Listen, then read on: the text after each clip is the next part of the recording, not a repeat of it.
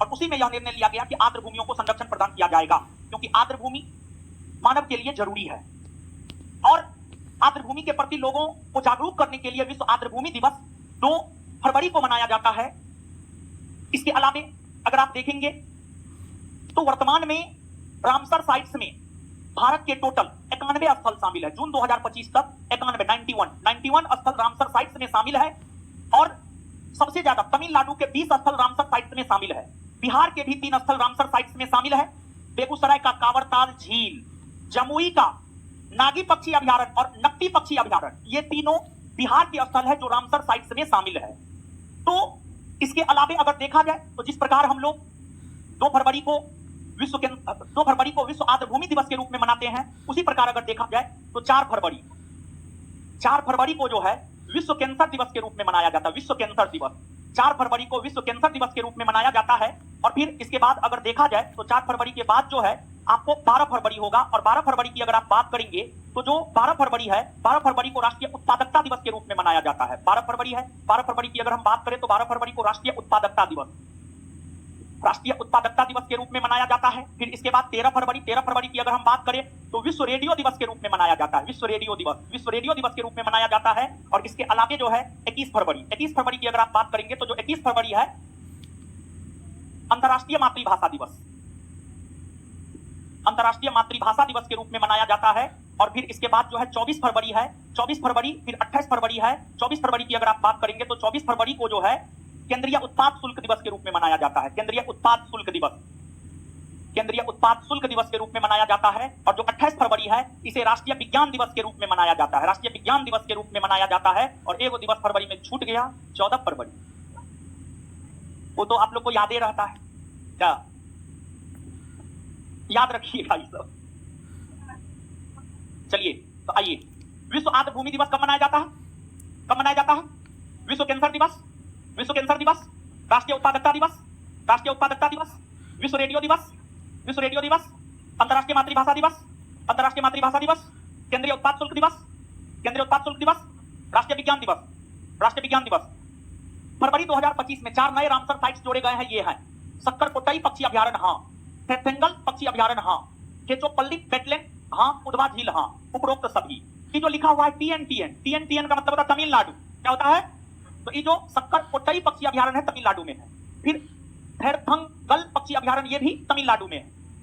केचोपल्ली wetland Sikkim में है। उद्वा झील झारखंड में है। जेएच यानी झारखंड में। किन्हें? बीसीसीआई के CK Naidu life time achievement पुरस्कार से सम्मानित किया जाएगा। सचिन तेंदुलकर जानते हैं? सचिन तेंदुलकर का जहां तक सवाल है, ऐसे तो इन्हें गॉड ऑफ इंडियन क्रिकेट कहा जाता है, लेकिन ये 1 नंबर का स्वार्थी आदमी था। क्रिकेटर में इससे बड़ा सेल्फिश कोई था ही नहीं। और आजकल सेल्फिश लोगों की ही पूजा होती है। क्या किया है? ठीक है, बढ़िया खेला, वो अलग चीज है, टेक्निक था। देश के लिए तो बहुत कुछ नहीं किया। हमको तो नहीं लगता है देश के लिए ये बहुत कुछ किए हैं, मतलब क्रिकेट को छोड़कर। लेकिन देश इसको बहुत कुछ दिया। इसको क्या नहीं मिला? भारत रत्न मिला है। खेल के क्षेत्र का सबसे बड़ा पुरस्कार राजीव गांधी खेल रत्न पुरस्कार मिला है, जिसे आज मेजर ध्यानचंद्र खेल रत्न पुरस्कार के नाम से जाना जाता है।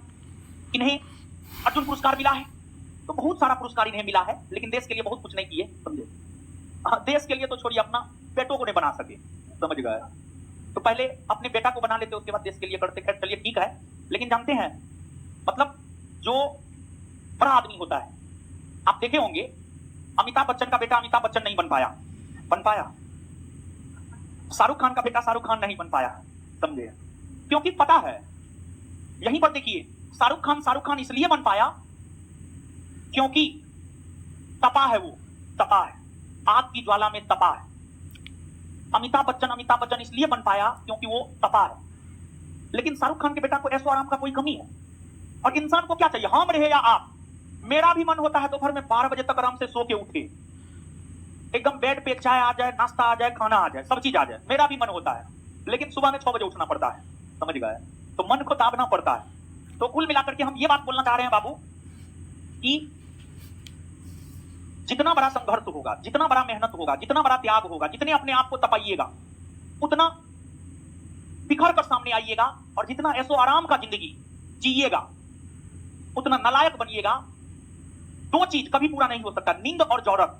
नींद और जरूरत की कभी पूर्ति नहीं हो सकती। आप कितना भी सो लीजिए फिर भी सोने का मन करेगा। और दूसरी बात जरूरत, आज अगर आपके पास टू व्हीलर है तो आप कहिएगा फोर व्हीलर हो, फोर व्हीलर होगा तो फिर कहिएगा हेलीकॉप्टर हो, हेलीकॉप्टर हो तो कहिएगा, समझे? तो संतोषी बनिए, संतोषी, संतोषी। विश्व कैंसर दिवस कब मनाया जाता है? 4 फरवरी। संयुक्त सेना अभ्यास एक्स एक्वेडिंग भारत और किस देश के बीच शुरू हुआ? भारत और मालदीव, भारत और Maldives. Best new age MBN श्रेणी में किस भारतीय मूल के अमेरिकी संगीतकार ने ग्रैमी अवार्ड 2025 जीता है? चंद्रिका टंडन। और देखिए ग्रैमी अवार्ड, जहां तक ग्रैमी अवार्ड का सवाल है, यह संगीत के क्षेत्र में दिया जाता है और इस अवार्ड की शुरुआत 1958 ईस्वी से हुई है और ग्रैमी अवार्ड 2025 के अंतर्गत album of the year, Grammy award 2025 के अंतर्गत एल्बम ऑफ द ईयर का अवार्ड बियॉन्से को मिला है। फिर ग्रैमी अवार्ड 2025 के अंतर्गत जो है सॉन्ग ऑफ द ईयर का award, song of the year का अवार्ड अगर देखा जाए तो केंड्रिक लेमर को मिला है, केंड्रिक लेमर को मिला है। किस देश ने मिचिबिकी 6 उपग्रह को लॉन्च किया है? मिचिबिकी 6 उपग्रह को लॉन्च किया है जापान। जापान क्या है? और जापान सबसे पूरब में है, सूर्योदय पूरब में होता है। जापान को सूर्योदय का देश भी कहा जाता है, जापान को ग्रेट ब्रिटेन भी कहा जाता है। इसकी राजधानी नगर कहां है? टोक्यो। थीम शांति के लिए एकजुटता के साथ कब से कब तक विश्व अंतर धार्मिक सद्भाव सप्ताह 2025 मनाया गया है? 1 फरवरी से 7 फरवरी के बीच में। भारत का पहला आर्टिफिशियल इंटेलिजेंस विश्वविद्यालय कहां स्थापित किया जाएगा? महाराष्ट्र में, महाराष्ट्र में। भारतीय नौसेना ने कहां ट्रोपेक्स 25 नामक समुद्री अभ्यास शुरू किया? हिंद महासागर में। अंतरराष्ट्रीय वायु परिवहन संघ की रिपोर्ट के अनुसार घरेलू उड़ान भार रैंकिंग में भारत किस स्थान पर है? 1 नंबर पर है, 1 नंबर पर है। जनसंख्या सबसे ज्यादा है तो 1 नंबर पर क्यों नहीं रहेगा? दूसरा स्थान पर यूएसए है, तीसरा स्थान पर चीन है। मोबाइल फोन के निर्माण में भारत विश्व में किस स्थान पर है? दूसरा। पहला स्थान पर है चीन, चीन। किस राज्य में अंतरराष्ट्रीय सरस्वती महोत्सव 2025 का आयोजन शुरू किया गया है? अंतरराष्ट्रीय सरस्वती महोत्सव 2025 का आयोजन हरियाणा में हुआ है, हरियाणा में हुआ है। और सरस्वती एक नदी है जो कि विलुप्त हो गई है, सरस्वती एक नदी है जो कि विलुप्त हो गई है और हरियाणा की सरकार के द्वारा जो है उसको पूजा जा रहा है। और एक बात और बाबू आप जानिए कि सरस्वती महोत्सव के साथ साथ अगर देखा जाए तो हरियाणा में गीता महोत्सव का भी आयोजन हुआ है। सरस्वती महोत्सव के साथ साथ अगर देखा जाए तो हरियाणा में जो है गीता महोत्सव का भी आयोजन हुआ है, हरियाणा में गीता महोत्सव का भी आयोजन हुआ है। तो जो है आप उसको भी याद रखिएगा। और ये जो आपको सब्जेक्टिव वाला नोट है उसमें सारा महोत्सव का जो है आपको दिया गया है। उन महोत्सव का आयोजन जो है आपको कहाँ हुआ है फिलहाल हमको मिल नहीं रहा है, लेकिन है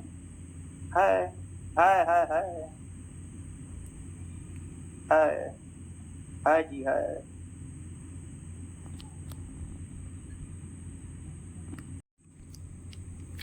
नहीं मिला जी, कोई बात नहीं मिला तो क्या होगा। आइए, हाल ही में कहां पर पहला रायसीना मध्य पूर्व सम्मेलन 2025 का आयोजन किया गया है? पहला रायसीना मध्य पूर्व सम्मेलन 2025 का आयोजन संयुक्त अरब अमीरात में किया गया है और इस सम्मेलन में भारत की तरफ से भाग लिए थे विदेश मंत्री एस जयशंकर, विदेश मंत्री एस जयशंकर ने भाग लिया था। गुजरात का पहला जैव विविधता विरासत स्थल किसे घोषित किया गया? गुनेरी को, गुनेरी। डोगरी भाषा में किन्हें इक होर अस्वस्थमा के लिए साहित्य अकादमी पुरस्कार 2024 दिया गया? चमन अरोड़ा को। देखिए डोगरी भाषा का जहां तक सवाल है, ये भाषा जम्मू कश्मीर में बोला जाता है, जम्मू कश्मीर में बोला जाता है। डोगरी भाषा को 92वां संविधान संशोधन 2003 के तहत राजभाषा का दर्जा दिया गया था। डोगरी के साथ साथ जो है मैथिली, बोडो, संथाली को भी राजभाषा का दर्जा दिया गया था 92वां संविधान संशोधन 2003 के तहत, जिससे राजभाषाओं की संख्या बढ़कर कितनी हो गई? 22। कितनी हो गई? 22 हो गई। और वर्तमान में राजभाषा कितनी है? 22। 21वां संविधान संशोधन 1967 के तहत सिंधी को राजभाषा का दर्जा दिया गया। 71वां संविधान संशोधन 1992 के तहत नेपाली, मणिपुरी, कोंकणी को राजभाषा का दर्जा दिया गया और 93वां संविधान संशोधन 2003 के तहत मैथिली, डोगरी, बोडो और संथाली को राजभाषा का दर्जा दिया गया।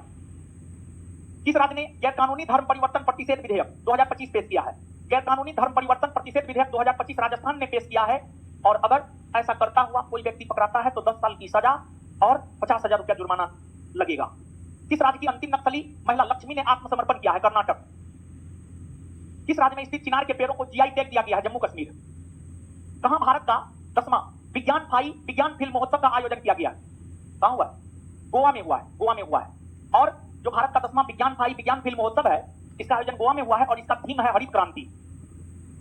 इसका थीम है हरित क्रांति, हरित क्रांति। और हरित क्रांति की अगर आप बात करेंगे तो हरित क्रांति का संबंध खाद्यान्न उत्पादन से है। जिस प्रकार हरित क्रांति का संबंध खाद्यान्न उत्पादन से है, उसी प्रकार श्वेत क्रांति का संबंध दुग्ध उत्पादन से है, दूध उत्पादन से है। नीली क्रांति का संबंध मत्स्य उत्पादन से है। इसके अलावे जो अन्य क्रांति है, जैसे पीली क्रांति का संबंध है तिलहन उत्पादन से, भूरी क्रांति का संबंध उर्वरक उत्पादन से, काली क्रांति का संबंध पेट्रोलियम पदार्थों के उत्पादन से, रजत क्रांति का संबंध अंडा उत्पादन से है। मुख्य क्रांति का संबंध मोटे अनाज उत्पादन से है, प्रामाणिक क्रांति का संबंध भिंडी उत्पादन से है, गोल क्रांति का संबंध आलू उत्पादन से है, लाल क्रांति का संबंध टमाटर और मांस उत्पादन से है। फिर इसके अलावे आपको हरित सोना क्रांति है, इसका संबंध बांस उत्पादन से है, बांस उत्पादन से है। कि क्रांति से जो है प्रश्न आता है, याद रखिएगा। किस महिला अंतरिक्ष यात्री ने सबसे अधिक समय तक स्पेस वॉक करने का नया विश्व रिकॉर्ड बनाया है? सुनीता विलियम्स। कहां पर अष्टधातु से बनी छत्रपति शिवाजी महाराज की प्रतिमा स्थापित की जाएगी? टोक्यो में, जापान के टोक्यो में। 40वीं मिसेज वर्ल्ड 2025 का खिताब किसने जीता है? तसेगो गेलाई, साउथ अफ्रीका की है। 38वें राष्ट्रीय खेल उत्तराखंड में हुआ है। इसमें किस राज्य ने पुरुष कबड्डी में गोल्ड मेडल जीता है? उत्तर प्रदेश जीता है। और जिस प्रकार 38वां राष्ट्रीय खेल उत्तराखंड में हुआ है, उससे पहले 37वां गोवा में हुआ था और 39वां मेघालय में होना है। 37वां गोवा, 38वां उत्तराखंड और 39वां मेघालय। हाल ही में Indian renaissance the Modi decade पुस्तक लॉन्च किया गया। इसके संपादक डॉक्टर ऐश्वर्या पंडित है। न्यूजीलैंड की संसद ने अपने किस पर्वत को व्यक्तित्व का अधिकार प्रदान किया है? माउंट तारानकी को। माउंट तारानकी को सुनिए, माउंट तारानकी एक पर्वत है, लेकिन उसे व्यक्तित्व यानी मानव का दर्जा दिया गया है। और मानव का दर्जा देते हुए यह कहा गया है कि एक मानव के साथ जो व्यवहार होता है वो व्यवहार इस पर्वत के साथ होना चाहिए। जिस प्रकार उत्तराखंड हाईकोर्ट ने गंगा और यमुना नदी को मानव का दर्जा दिया, गंगा और यमुना दोनों को मानव का दर्जा दिया गया उत्तराखंड हाईकोर्ट के द्वारा, तो उसके साथ जैसे मानव एक दूसरे के साथ गलत व्यवहार नहीं करता है, नहीं करना चाहिए, वही व्यवहार गंगा और यमुना नदी के साथ होना चाहिए। लेकिन लोग अपना सब पाप जाकर के गंगे नदी में डुबा देता है, ठीक है, सब पाप कर लेता है, जाके डुबकी मार लेता है, समझिएगा, और उसको लगता है कि पाप धुल गया। ऐसे में पाप धुलता तब तो हो गया। भारत के पहले सफेद बाघ प्रजनन केंद्र कहां स्थापित करने को मंजूरी मिली है? भारत के पहले सफेद बाघ प्रजनन केंद्र मध्य प्रदेश के रीवा में स्थापित करने को मंजूरी मिली है।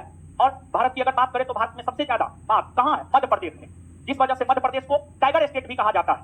और टाइगर यानी बाघ, भारत का राष्ट्रीय पशु है। भारत का राष्ट्रीय पशु क्या? बाघ है। बाघ का वैज्ञानिक नाम पेंथेरा टाइग्रिस, पेंथेरा। अच्छा, बाघ को संरक्षण देने के लिए क्या शुरू किया गया? Project tiger. Project tiger, project tiger की शुरुआत कब से हुई है? 1973। 1973।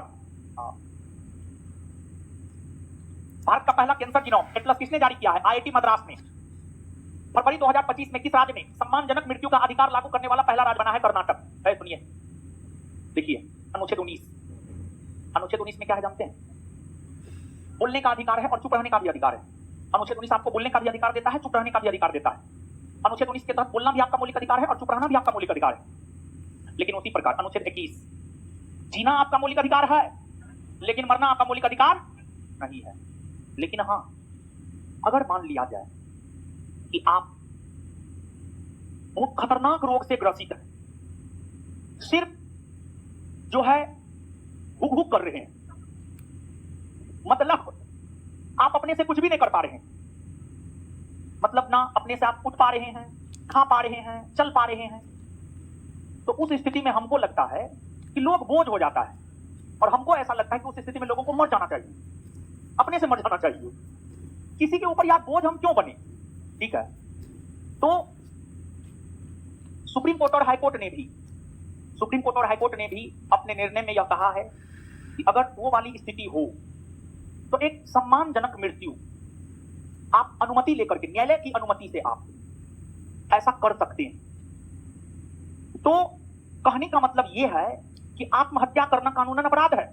इसी वजह से आत्महत्या का प्रयास वैसा होना चाहिए जिसमें सीधे भगवान को प्यारे हो जाए। आत्महत्या का प्रयास आधा अधूरा नहीं होना चाहिए। अगर आधा अधूरा होता है तो उस कंडीशन में अगर पुलिस प्रशासन, पुलिस महकमा को खबर लगता है बच जाइएगा, तो फिर आप पर कार्रवाई होगा, कानूनी कार्रवाई होगा। तो इसी वजह से अगर कोई आत्महत्या का प्रयास करता बच जाता है तो प्रयास करता है कि पुलिस महकमा तक खबर ना पहुंचे। तो प्रयास तो करना है, ऐसा प्रयास करना है कि सीधे टल जाए। लेकिन हाँ, मतलब ये वाली स्थिति में आप समझ रहे हैं ना, मतलब हुक वाली स्थिति में तो सम्मानजनक मृत्यु का अधिकार देने वाला पहला राज्य कर्नाटक बना है। कौन बना है? कर्नाटक। दिल्ली में मतदाताओं का उत्साह बढ़ाने के लिए चुनाव आयोग ने किस अभियान को लॉन्च किया है? चंद्रयान से चुनाव तक अभियान को लॉन्च किया है। बेल्जियम के नए पीएम कौन बने हैं? वाल्ट डी वेबर बने हैं। इससे पहले अलेक्जेंडर डी क्रूक थे। जैसे पहले मनमोहन सिंह थे, बाद में मोदी जी बने, उसी प्रकार से पहले अलेक्जेंडर डी क्रूक थे, बाद में वाल्ट डी वेबर बने।